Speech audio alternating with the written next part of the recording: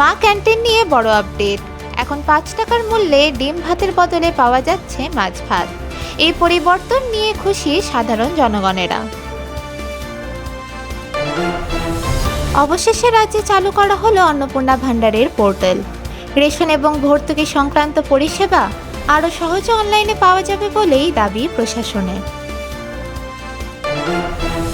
UGC net June 2026 পরীক্ষা রেজিস্ট্রেশনের শেষ তারিখ বাড়িয়ে 23 মে পর্যন্ত করা হয়েছে বলে জানিয়েছে এনটিএ। মুম্বাই ইন্ডিয়ান্সকে হারিয়ে নিজেদের প্লে অফের আশা এখনো বাঁচিয়ে রাখল Kolkata night Riders. SSC CGL 2026 পরীক্ষায় সেকশনাল টাইমিং চালু করা হলো।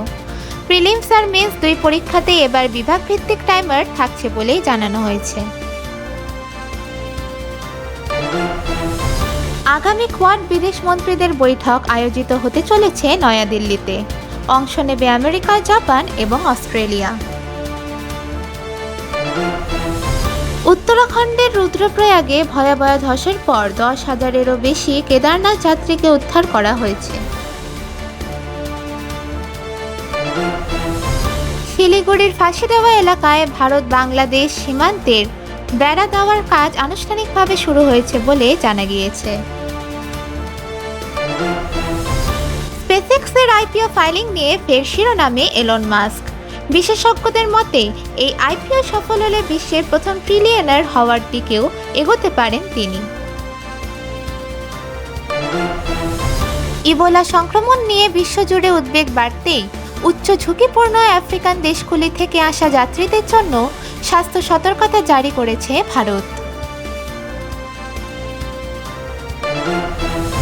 প্রায় 22 বছর পর জাতীয় খেতাব জিতল ইস্টবেঙ্গল। আইএসএল খেতাব জিতে সমর্থকদের মধ্যে শুরু হয়েছে উৎসবের পরিবেশ।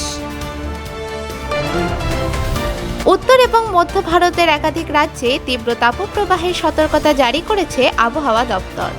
আগামী কয়েকদিন তাপমাত্রা আরও বাড়তে পারে বলেই পূর্বাভাস।